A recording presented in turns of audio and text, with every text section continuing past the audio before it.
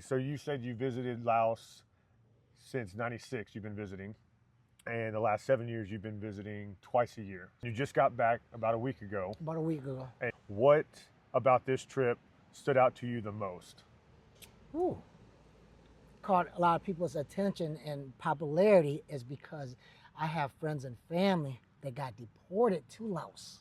Okay. If you have uncles, pops, auntie, brothers, sisters that got deported and they arrive in Laos, they will be picked up, Lao officials or Lao immigration, and be escorted to the welcome center.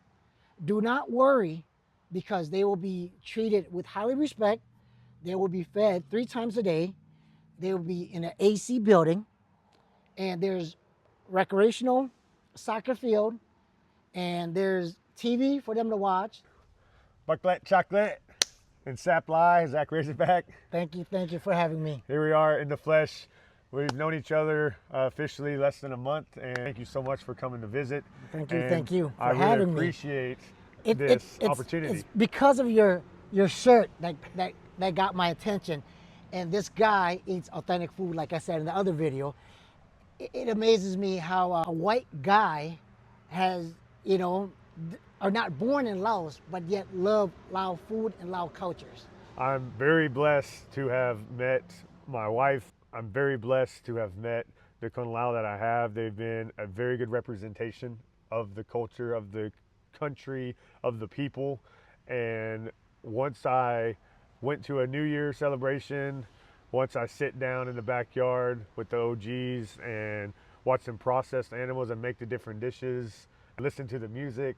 I love the keyboard. I don't know what it is about that Thai and Lao music, but that keyboard, it gets me going. And so all of that, just like, man, more and more, and month after month, I was like, I think I can do this. I think this is my people. So 9 years later, I am here with you now, and we've got the brand. We're making videos since late December of 2025. So it's been about 6 months now. We're here in June, and millions of views later. Never thought it would pop off so quickly and spread so fast, and then have somebody like yourself that's well traveled. He lives in Texas and he visits Laos. He's been visiting. Your first time was '96. Yep. And in the last 7 years, he's visited 14 times. I went through 3 books, my passport. 3 passport books. The only reason I've went through 3 is because mine expire every 10 years. I ran out of pages. That's a good goal to have. And he sees my video. He's meeting people, and that's the great thing about social media, right? It can bring people together from all over the world. And when you're with other people, social media, the algorithm, like, puts you together. So I think that's how we saw each other's videos, and you came here to visit before you leave again. And I just want to talk about your experiences with Laos, your experience with Lao Americans, Laos, and just current events and just educational food, people, current things, and just try to be more educational and informative on this page. So of course, thanks to my beautiful wife, I've got to share her food and her great skills in the kitchen and chefing. However, I do want to just have the opportunity to bring, because food brings people together. I highly it does. know that's a fact, and it brings people together. So I want to be able to use this as an opportunity to just be more educational for Lao Americans, for people in Laos, and kind of bridge that gap and just show people that don't know anything about it. It's really humbling, and I really appreciate all the support, and I really appreciate somebody like yourself that has experience in both Laos and America, and then taking the time to come drive up here before you get busy again. And there's a lot more collabs to come soon. I think the people that you've been gaining popularity with and just doing content with recently, I think that's been very eye-opening for a lot of people, even yourself, right? Like, yes, I don't think you went to Laos in March and expected in May to have. I didn't think it's going to be this massive of wave coming towards my way, but it's fun. It's fun. It is fun and interesting. It's educational, and it's cool to see people's feedback, huh? Yes. So you said you visited Laos since '96. You've been visiting. And the last 7 years, you've been visiting twice a year. You just got back about a week ago. About a week ago. And what about this trip stood out to you the most? I've caught a lot of people's attention and popularity is because I have friends and family that got deported to Laos Okay, that are getting deported currently currently and already being and released. already been released. So Yes. not just in the facility. So you this time got to spend a lot of time with returnees that you knew, friends and family. Correct. Okay, and so what was that experience like for you in Laos? For one, it was also excitement to see them. Haven't seen them in a while, and I was the first person of contact in Laos. Oh, really? Yes. Wow. They haven't reached out to their wife, the mom, dad, brothers. Are these people that are released, or are you talking about people that, In okay, the so you welcome went and center. visit the Welcome Center, you call it. Yes. Yeah, the Yes. Welcome Center in Laos, which would be ran by the Lao government. Correct. You actually got to go see some people that you know, friends and family, that haven't even been released into the public of Laos. And haven't even That contacted their haven't- family. Because, okay, they have no contact outside of the facility? Not Once- yet. Okay. Mhm. So they leave, they get detained. What's that process look like for an individual that gets detained here in the States until they get released in Laos? Every single staff, they're very friendly. They get 3 meals a day, air conditioned environment. Oh, wow. They have That's TV a big deal in use. Laos if you don't know. It's They kinda have hot. TV use. Ends at 10 p.m. And And visitation, what does visitation look like? Somebody visiting Laos or anybody in Laos can go and visit this facility? yes, yes. All you have to do is you have to know their legal first name and last name. So bring them to, and then you sit down and talk on the phone through Oh, no. glass, or Oh no, it's interacting like this. oh, it's Hugs and everything. It's free, Free. To walk around and talk Openly, just yes. just within the facility, Correct. inside, outside, whatever you want to do. Yeah, it's more of a outdoor settings. Oh, outdoor And they settings. have Okay. recreational, Wow. like a soccer field and all types of. Okay, so it's not like a prison No, setting. no, not setting. at all, not at all, not Okay. at all. The image I get, and other people I think get, is they get treated like absolute animals. The media is very good at portraying that these guys and gals are criminals, treated like such, and they have to be locked away like animals, and they don't have any interaction with the outside world. So it's very interesting that they can actually be free to walk around with their visitors and see people while they're in Laos. They're not able to contact people while they're in the holding or the welcoming center in Laos. So what does that look like in order to get released? Well, it's already been arranged by the family members here in the States, being prepared that if you have family members. If you have family members, big if. So let's go into that first, and we'll go back to. So if you have no family members, because a lot of people have never been to Laos, except for maybe when they were leaving the country as an infant, or they may have never even been in Laos because they may have been in a camp outside of Laos, right? So they're getting transferred back to Laos and have no contact with family. What does that look like for somebody to get released? What do they have to go through? There's still hope. There's still hope. I know of 2 organizations that help Lao deportees. One of them is Roots. Double displacement. Correct. And Roots. And Roots. Okay. They obviously help people get released, but what are Yes, prerequisites? for Roots. For Roots. And from what I heard, there's a $500 deposits, and you get that back within the first year.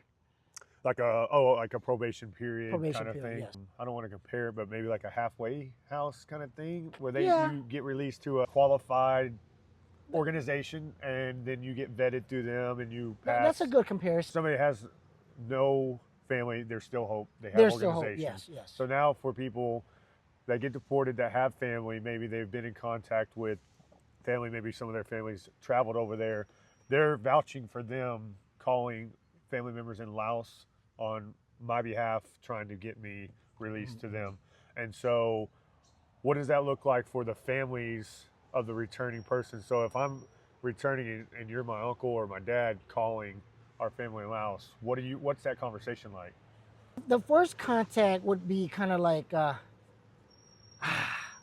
feeling type, you know. I mean, Like as the American family, Yes. calling for Yes. a major favor, Yes, or major. I guess desperate, or yeah, yeah, because it's yeah. kind of a big deal, right? It is a big deal. Well, the Lao family would like to know, all of a sudden you're reaching out to me and you want me to help out with the family piece of paper documentation that they have to put them in in Ah. order for them to sponsor. Now the Lao family is asking the Lao American family, what are, how do we answer these questions? Why are you sending John or Zach back? How familiar are Kun Lao that living in Laos, the people that are there, that how familiar are they with this this deportation process? Are they aware that this is happening? Lao, the locals, are not, because it's not publicized on the news.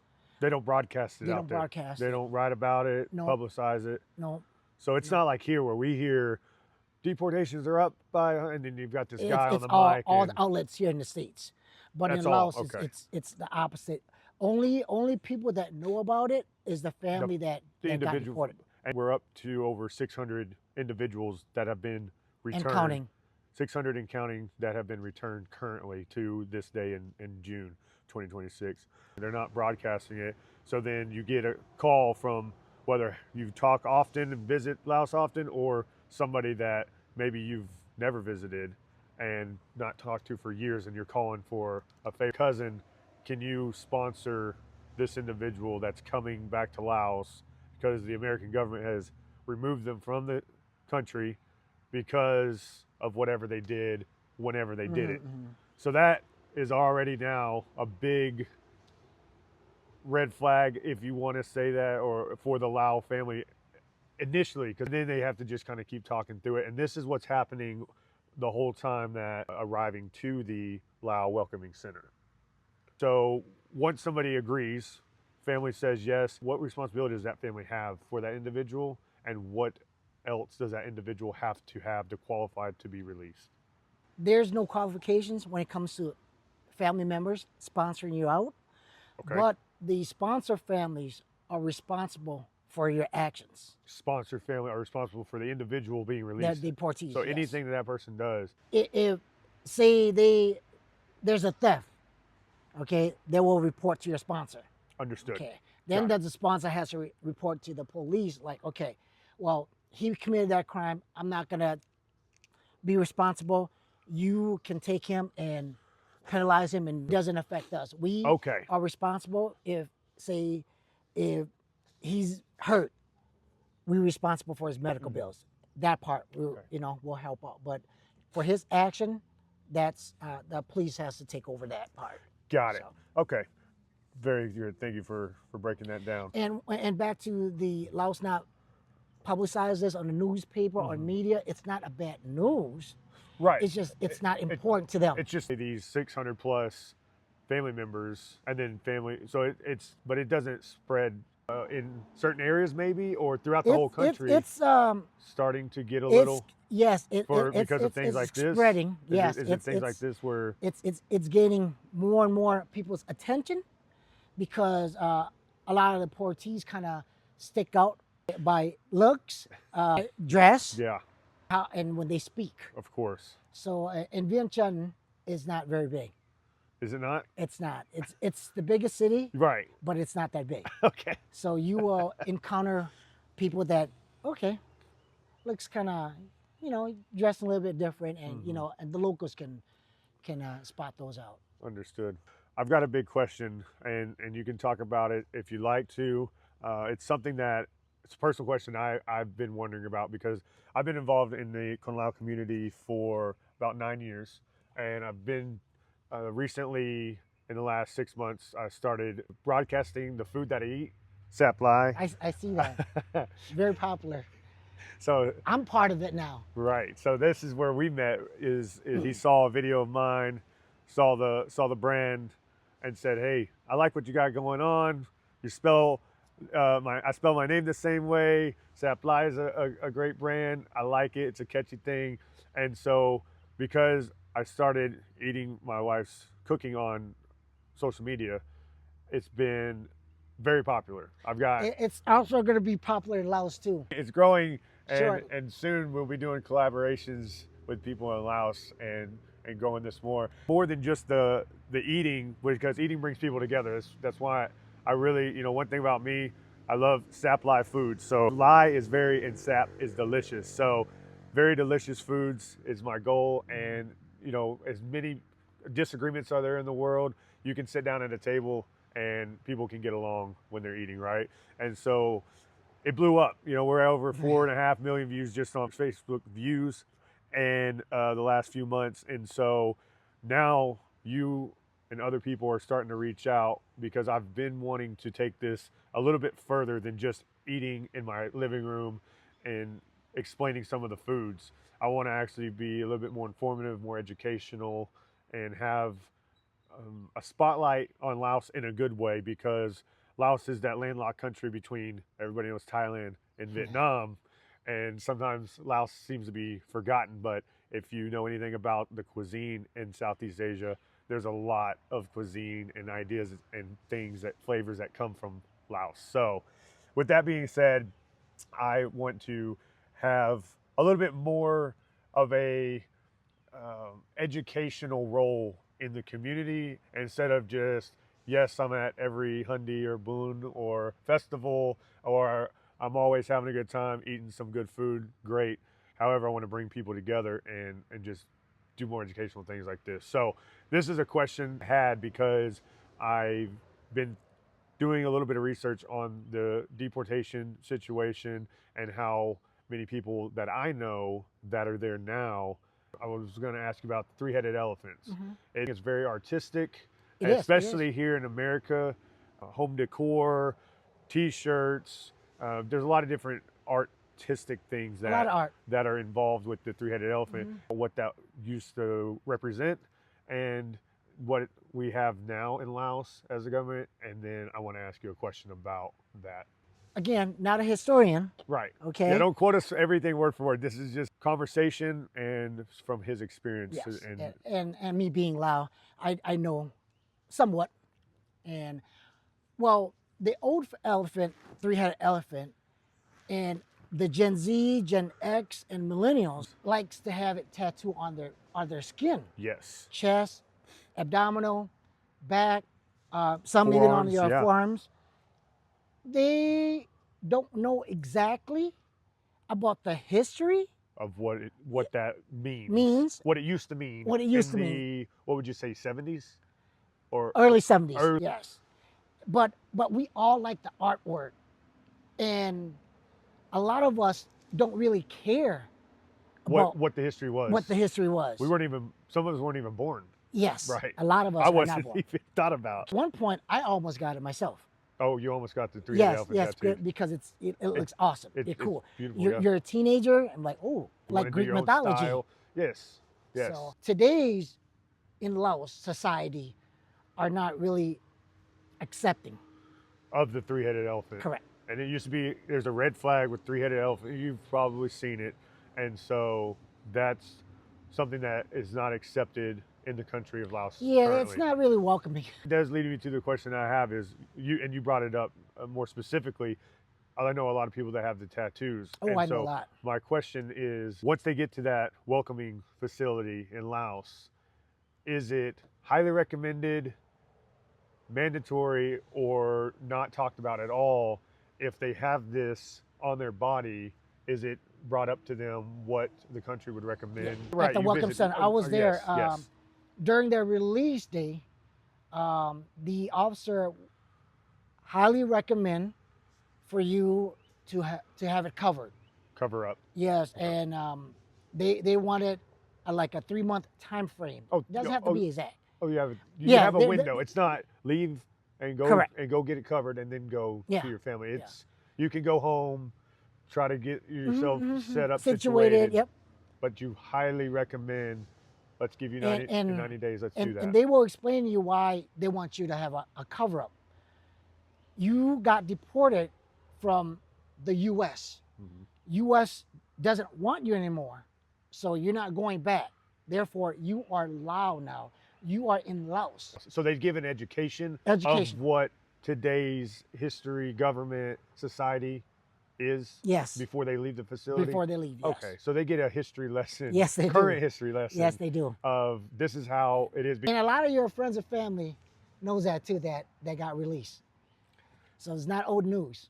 Genuinely, this was a question that I've been wanting to ask somebody. You just got back, you've been there, you've been hanging out. Then I started seeing his videos more after we connected. I'm like, okay, these are people I know and used to break bread with and drink beer with. Now let me ask him this question when we got to sit down. And I also would like to add, even prior, my buddies got detained from ICE in the state. Informed them like, you need to get it removed, cover up, however, Okay. because I don't want you to have any issues when you get to Laos. Right. Yeah. Yeah, and some apply that what I told them, and some just like, huh, and 600 of them will let you know that they've been taught. They've been highly recommended. Yes, 600 plus. Ask them what their recommendation was.